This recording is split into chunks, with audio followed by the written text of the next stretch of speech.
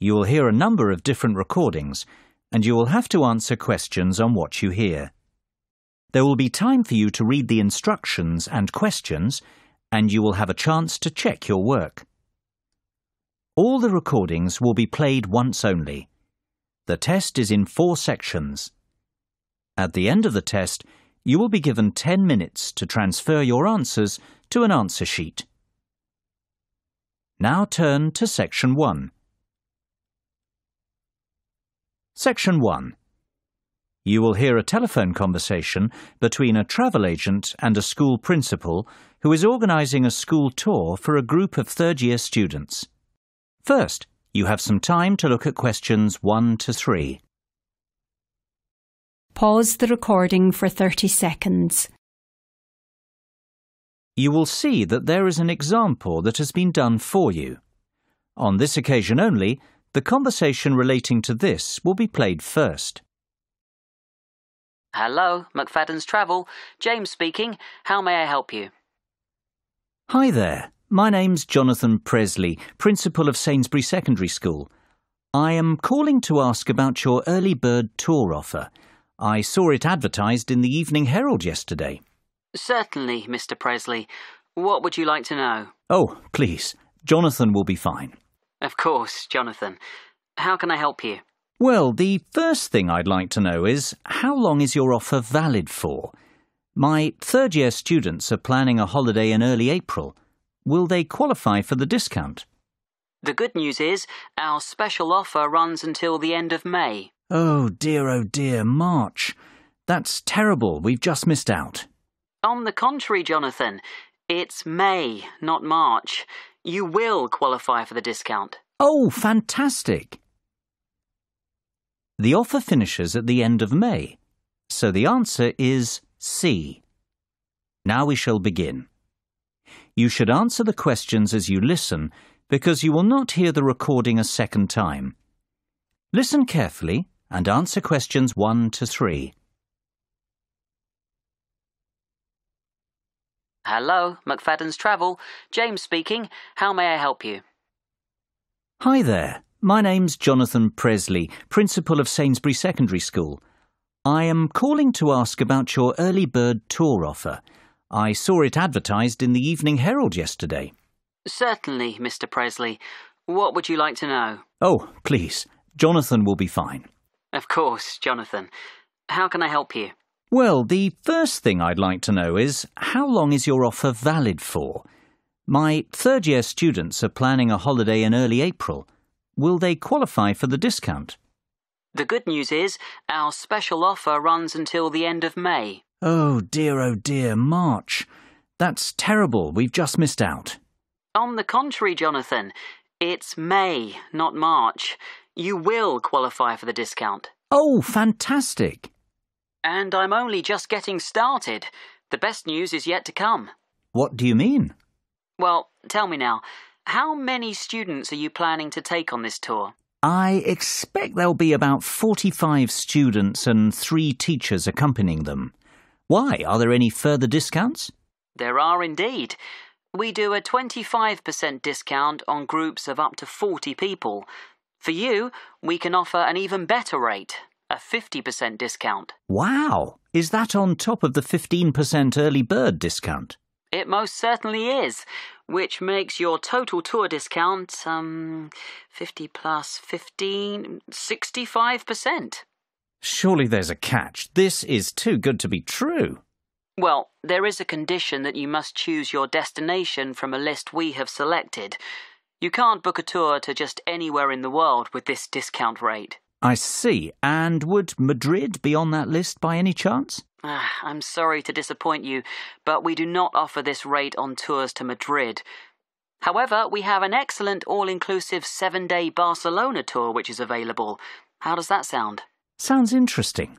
What is the total cost per student? Let's see. It works out at £679 per person with the discount. The normal price is £1,940, so you are saving £1,261 per person. Hold on a moment. Let me get a pen to write some of this down. It's getting complicated. OK, how much will it cost per student? £679. And how much of a saving is that? £1,261. Barcelona sounds very good indeed. Tell me, what do you mean by all-inclusive? What does £679 get us? Before you hear the rest of the conversation, you have some time to look at questions 4 to 10. Pause the recording for 30 seconds. Now listen and answer questions 4 to 10. Well, that price covers flights, 3-star hotel accommodation and extras. James, I must say I'm very glad I called you this morning. This is a fantastic deal. It covers flights, accommodation and what else? Plus airport taxis, breakfast every morning, a city tour and theatre tickets. Great. And what about the teachers? The teachers can travel free of charge with the students. Well, I might just go on this tour myself. I've always fancied a trip to Barcelona. But for the children's sake, of course. Of course. Now, let's get to work on the booking. Exactly when were you planning to leave? The 7th of April, if possible. Yes, that's available. And can you confirm the exact number of students, please? It's either 44 or 45. Let me see. Yes, 45. Exactly 45 students. No, sorry. In fact, that's 46. I forgot about Jenny McCarthy. She sent her application in late, so it's not in the same pile as the rest. So that's the 7th of April and 46 students, correct? Yes, perfect. And 3 teachers. Is there a morning flight? Yes, your flight is at 7 a.m. on Monday the 7th of April. Arrive at the airport 2 hours before departure. The flight will take about 2.5 hours and you'll land at 10:30 a.m. local time. How does that sound? Sounds great. Can I give you my email address to confirm the rest of the details? Of course. It's jonathan.presley@sainsbury.com. That's JONATHAN.PRESLEY@SAINSBURY.com. And we'll pay by credit card if possible. That'll be perfect. What's your card number? It's 6676 6654 9743 1251. Expiry date 01 Jan 2015. And the name on the credit card? That's my own, Jonathan Presley. So £679 times 46 students. I'm going to charge £31,234 to your credit card. That's the total cost. Sounds fine. Great. Well, I think that's all we need for now, Jonathan. It's been a pleasure doing business with you. If you have any questions, please don't hesitate to give me a call. We'll be in touch next week to confirm the booking details. OK, and thank you very much for your help, James. Bye for now. Bye-bye, Jonathan. Speak soon. That is the end of section 1. You now have half a minute to check your answers. Pause the recording for 30 seconds. Now turn to section 2.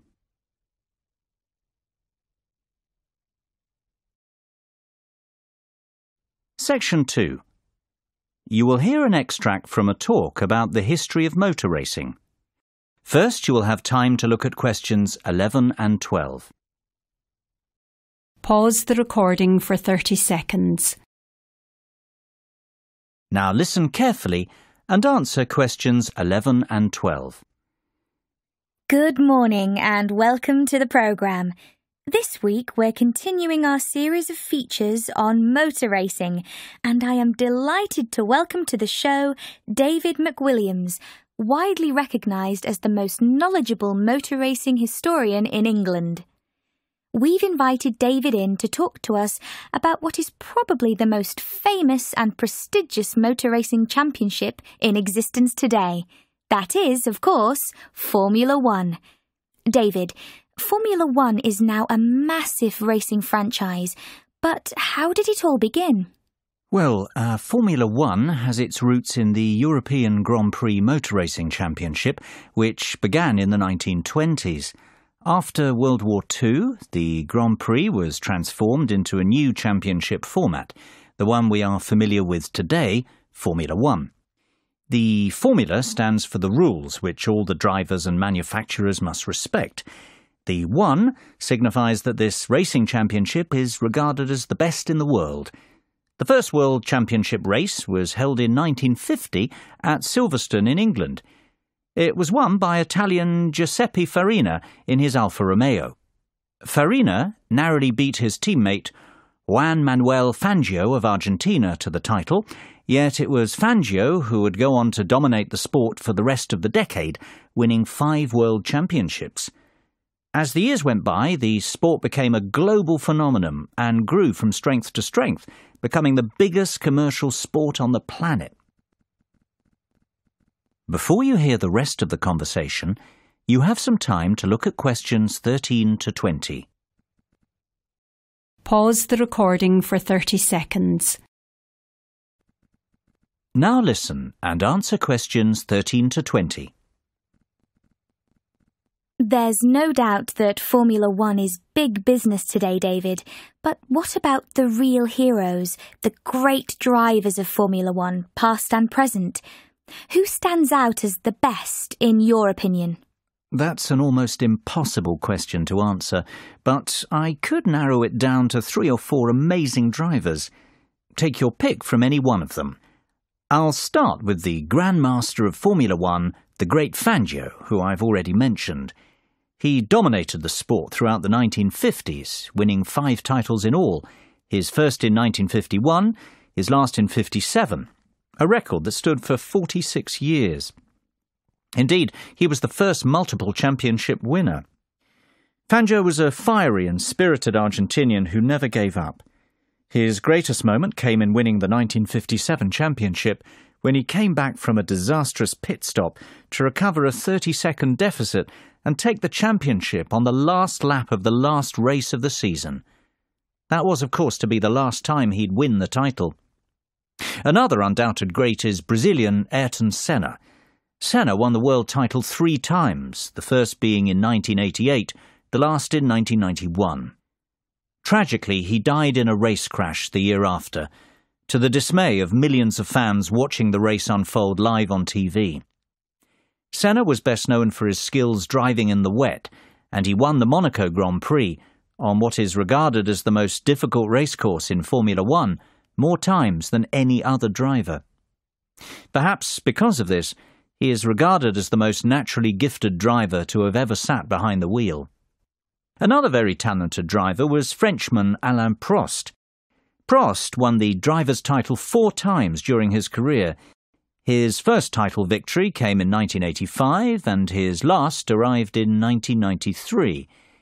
Of course, Prost will always be remembered as the driver with the 3rd highest number of championship victories, and perhaps even more for the fact that he was a great rival of Ayrton Senna.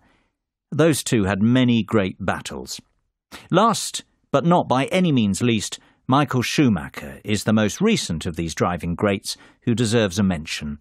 His first title was won in 1994, and he continued to dominate Formula One until he won his last title in 2004. Schumacher holds many driving records, including most drivers' championships, race victories, fastest laps, pole positions, points scored, and most races won in a single season. He is also regarded as the greatest driver on paper, having won 7 world titles. It sounds like Schumacher is in a league of his own. Is he not clearly the best then, David, based on his record? It's not that simple, unfortunately. These drivers all raced in different eras, with different cars and under different circumstances. I don't believe we can say one was the out-and-out best, but rather that each was the best of his time. That's praise enough. That is the end of section 2. You now have half a minute to check your answers. Pause the recording for 30 seconds. Now turn to section 3.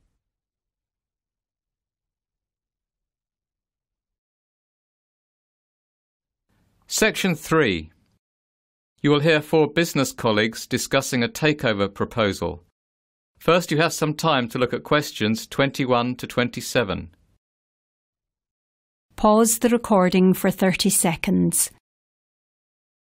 Now listen carefully and answer questions 21 to 27. So, let's go over this again. We don't want to make any mistakes, and we all need to agree we're making the right decision. Absolutely. We'd have to spend a lot of money to buy Biz Educators Inc., almost £10 million. So let's get this right, otherwise it'll be our necks on the line. Well, I for one think this is an excellent opportunity for our company to expand and break into a new market. I say we should go ahead with the takeover. At £10 million, Biz Educators is good value for money. OK, Dave, I know you're very much in favour of the acquisition. How about you summarise the plus points of this venture for us? Mark, you're less certain and you've highlighted some issues already. Will you summarise the downsides? I'd be only too happy to. Right then, Dave.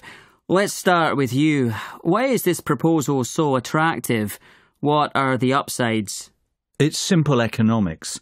Biz Educators has a proven track record and is an industry leader. It is a well-respected company with a great name, has generated excellent goodwill, and has consistently made a gross profit of more than £500,000 per annum with a great shareholder return. Yeah, but what about the net profit? That's not nearly as high. In fact, last year it made a net loss of £100,000. Mark, that's only because it invested in a new manufacturing plant. That's a long-term investment to secure the company's future. In fact, it's a good thing, not a bad thing. It shows that the company has a clear and ambitious strategy going forward. Besides, a £100,000 loss is very small in real terms. It's hardly worth being concerned about. That loss will be clawed back within 2 years if the projected profits for 2012 and 2013 materialise. The forecast is for a net profit of £500,000 in 2012 and £1 million in 2013. The figures speak for themselves. This is a sound investment. I have to agree with Dave. Why are you so sceptical, Mark? I see where Dave is coming from, but we're overlooking some vital facts. First of all, this company wants to remain an independent entity. Hostile takeover bids are fraught with danger. We know from experience. Remember Davidsville Inc.? We spent a fortune researching that company and creating a workable business plan, only for the merger to fall through. Mark's right. It is always difficult to buy a company that doesn't want to be sold. Davidsville was a disaster. Continue, Mark. That's not my only concern. I'm also worried that Biz Educators is a production-based company. We have no experience running companies like that. Our market is investment banking and trading. We would have to hire outside managers to run Biz Educators for us. That's going to cost more money. Look, I'm not saying it can't be done. I'm just saying this is a high-risk venture. Plus, there's no synergy. Our business is totally different, so we can't save costs by combining departments. Well, we can certainly see that this decision is not straightforward by any means. Maybe, but we have to come to a conclusion soon. It's almost 5 o'clock. What's the hurry? Can't we postpone our decision and discuss the takeover proposal again tomorrow? Mark, have you forgotten that we have to have our conclusions ready for tomorrow's board meeting? That's when the official decision will be made. Before you hear the rest of the conversation, you have some time to look at questions 28 to 30. Pause the recording for 30 seconds. Now listen and answer questions 28 to 30. Goodness, it almost slipped my mind. Well, we'd best move on. Mary, John, you were uncertain before. Now that you listen to the pros and cons of the proposal, what do you think? I think it's a great opportunity for our business. Biz Educators is definitely profitable, and it is a business on the up. It's growing and is a very attractive takeover proposition for that reason. No one doubts that it's a very successful business, but the question is, should we invest?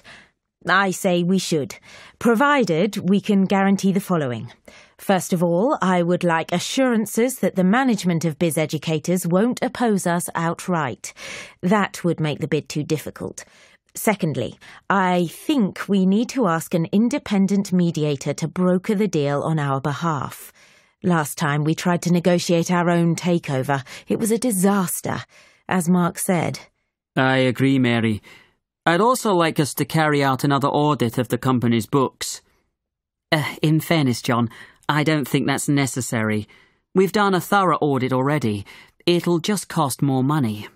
We must keep the deal secret until it goes through, though. If this gets leaked to the press, Biz Educators won't be happy. That will make the management even more hostile towards us. Good point, agreed. I don't think we need to be concerned about projected profit margins, goodwill or accounting issues. Biz Educators has kept very up-to-date account books. Great. Then we're all agreed. The takeover should go ahead provided we proceed cautiously. That is the end of section 3. You now have half a minute to check your answers. Pause the recording for 30 seconds. Now turn to section 4.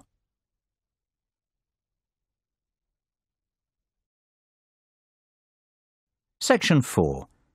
You will hear part of a lecture about conserving energy.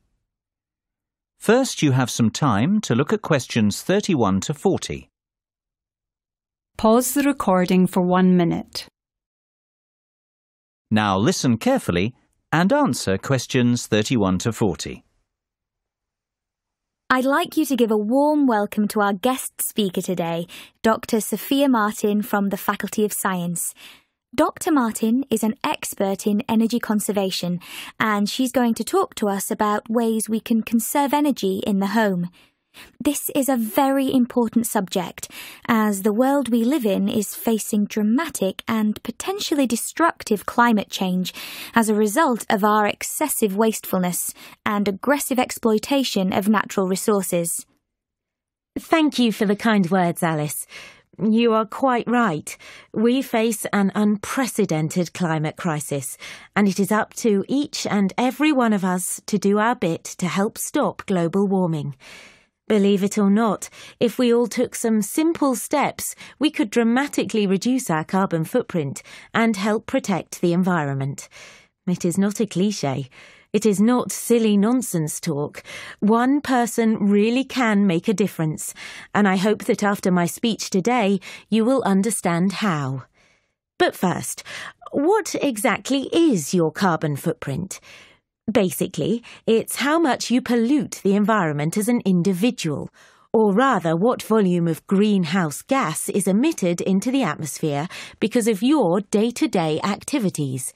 The key to stopping global warming is for each of us to reduce our carbon footprint. And if we conserve energy in the home, we can achieve some truly dramatic results. Our homes are actually very inefficient from an energy conservation perspective. Indeed, more than 65% of all homes aren't insulated enough.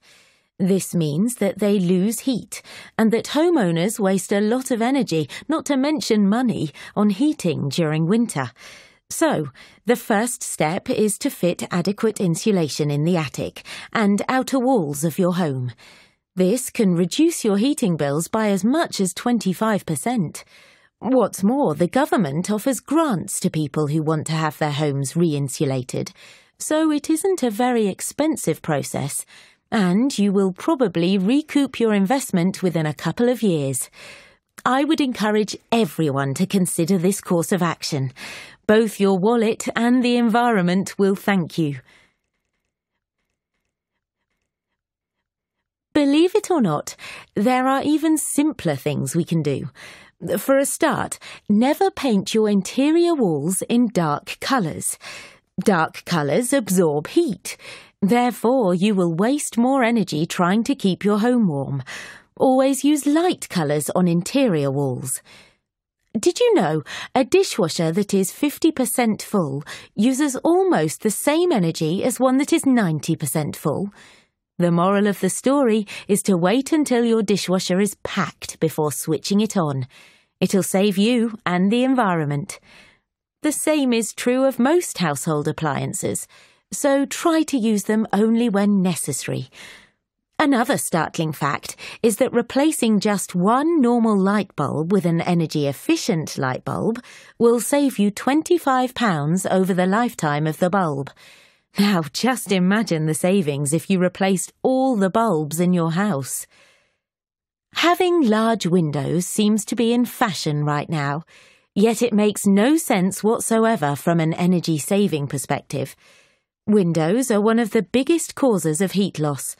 If you have large windows at home, my advice would be to close the curtains and blinds as often as possible. This will help your rooms retain heat. Another simple way to retain heat is to close all inside doors, especially ones which lead into cooler parts of the house. Carpets and rugs are great floor insulators. It's a good idea to have these fitted in rooms where heat retention is an issue. I would strongly advise people to consider erecting solar panels on their roofs. You don't need to live in a constantly sunny place to reap the benefits of these. Even our English weather will suffice. Solar panels can generate enough energy to heat your entire hot water supply, which is fantastic when you think how much you pay for this service at the moment. And of course, I would encourage people to continue recycling and composting waste. The next generation will thank us if we act now, and rightfully condemn us for failing to. Well, I can only hope you have found this speech informative and that I have highlighted the importance of the individual to the cause of environmental protection. Thank you for your attention. I'll hand you back to Alice now. That is the end of section 4. You now have half a minute to check your answers. Pause the recording for 30 seconds. That is the end of the listening test. In the IELTS test, you would now have 10 minutes to transfer your answers to the listening answer sheet.